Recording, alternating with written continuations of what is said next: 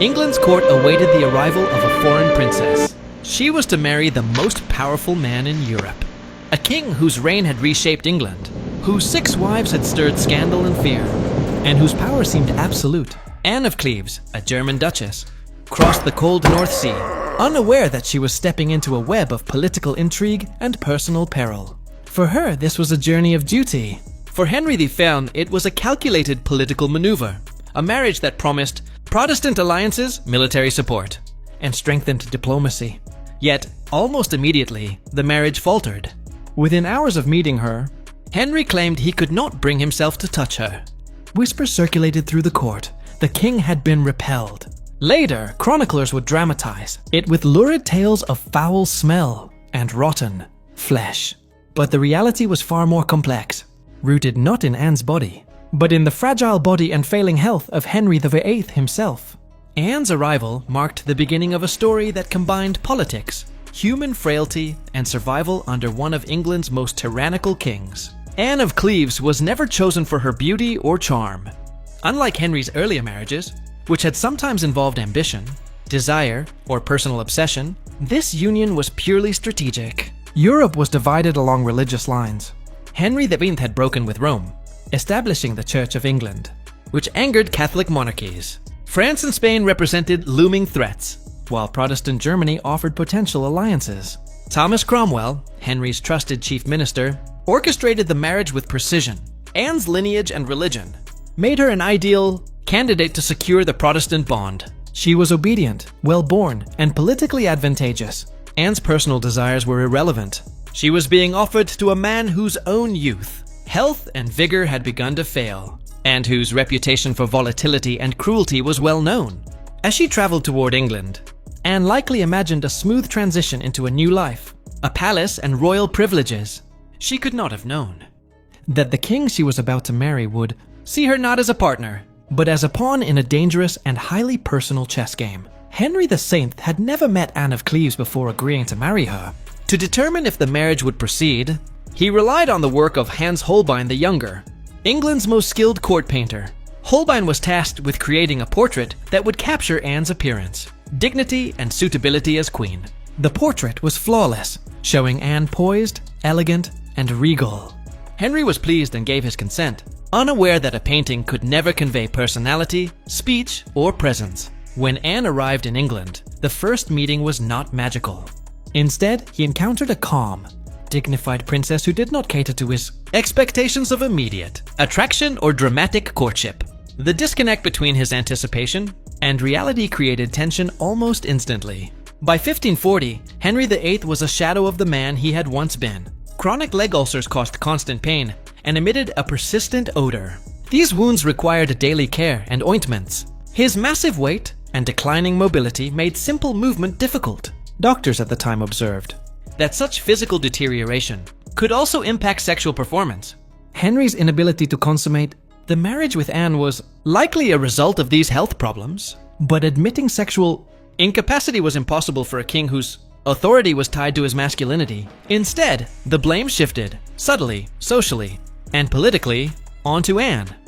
Rumors about her appearance and alleged defects began to circulate. These stories were never substantiated by contemporaneous evidence, yet they persisted for centuries, casting Anne as the woman who failed the king, rather than a man failing in his own health and strength. Anne entered the English court with grace and composure. She learned English quickly, adhered to court etiquette, and navigated her new environment with caution. Despite her composure, Henry expressed his disappointment privately to courtiers. The Tudor court, ever alert to the whims of the king, began to murmur. Courtiers repeated Henry's dissatisfaction, emphasizing Anne's supposed shortcomings. Historians today recognize this as a survival tactic. Henry needed a scapegoat to preserve his reputation. In a court obsessed with male dominance, admitting weakness was more dangerous than disparaging a foreign princess. Anne, however, understood the stakes. She remained silent in public, polite in private, and strategically navigated her position. She had observed the fates of Catherine, of Aragon and Anne Boleyn, and knew that defiance could be fatal. January 6, 1540, arrived with ceremonial grandeur. Anne of Cleves was crowned Queen of England. Dressed in Tudor finery, surrounded by nobility and observers, Every detail of the ceremony was meticulously planned. Robes, crowns, jewels, and religious rites all designed to signal the king's power and the union's legitimacy. Yet behind the pomp, Henry's personal discontent remained hidden. On the wedding night, he reportedly attempted intimacy, but failed. While contemporaneous records are scarce and sometimes contradictory, modern historians believe the king's chronic health issues, obesity, leg ulcers, possible vascular disease, and exhaustion made consummation extremely difficult, if not impossible. The failure was never officially blamed on Henry. Instead, whispers began circulating that Anne herself was inadequate or unappealing. In a Tudor court obsessed with male authority, attributing blame to a woman preserved the king's image, even if it contradicted reality. Anne's survival instincts became evident immediately. She did not defend herself publicly. She did not protest Henry's accusations, and she avoided confrontation. This silence was a deliberate choice. In a world where female resistance often led to imprisonment, exile, or execution, her compliance became her shield. By appearing graceful, obedient, and dignified, Anne neutralized Henry's anger and positioned herself as non-threatening. She adapted quickly to English court life, learning the language, understanding social hierarchies, and quietly establishing relationships with influential figures. This strategic patience would ensure her safety when others had fallen victim to the king's wrath. Henry decided that the marriage could not continue. The annulment was framed on two key grounds. The marriage had never been consummated. Anne allegedly had a prior marriage contract, which she denied. The annulment proceedings were conducted under careful supervision, with lawyers and church officials pressed into alignment with the king's wishes. Anne cooperated fully, understanding the stakes. Thomas Cromwell, her matchmaker and Henry's chief minister, faced the brunt of the blame. Henry accused Cromwell of deception and political miscalculation. Cromwell's political skill could not protect him. Within months, he was executed, leaving Anne alive and legally free. Anne's compliance and intelligence allowed her to emerge from a failed marriage with her life intact and her dignity, relatively preserved an extraordinary feat in Tudor England. Following the annulment, Anne was granted a substantial annual income, multiple estates across England, royal protection and privileges, the honorary title, the King's beloved sister. Unlike other former queens who were exiled or executed, Anne maintained her independence. She attended court events, participated in royal ceremonies, and forged relationships with Henry's children, Mary and Elizabeth, who would later ascend the throne. Meanwhile, Henry's health continued to deteriorate. He remarried twice more, executing Catherine Howard for alleged infidelity and surviving with Catherine Parr, his final wife. The king's obsessions, paranoia, and deteriorating body became increasingly visible. Anne, by contrast, observed from a distance. She had avoided humiliation, execution, and political manipulation. While Henry's reign grew darker and more brutal, Anne's careful strategy ensured her survival and prosperity. Over the centuries, Anne of Cleves was unfairly maligned.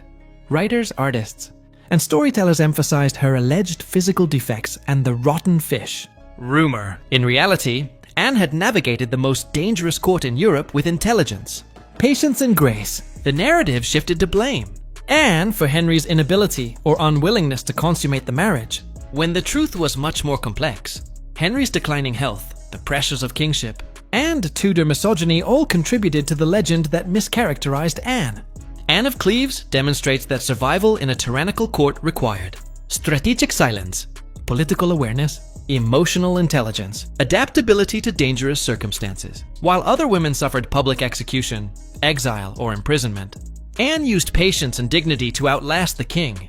Her story highlights the intersection of politics, health, and gender in Tudor England. Anne's quiet resilience allowed her to live longer than any of Henry's other queens, preserving her wealth, her freedom, and her legacy. After the annulment, Anne lived comfortably in her estates, fully supported by the crown. She learned English, embraced English customs, and developed friendships with Henry's daughters, Mary and Elizabeth. She never remarried, maintaining independence and control over her life. Anne attended court occasionally, but avoided political intrigue, demonstrating wisdom and restraint. She became a symbol of survival in a brutal, male-dominated environment. Henry VIII continued his turbulent reign, executing Catherine Howard and marrying Catherine Parr. His health deteriorated drastically: obesity, infections, ulcers, and chronic pain dominated his later years, while Henry struggled. Over time, historians have corrected the myths about Anne. There is no evidence she repelled Henry due to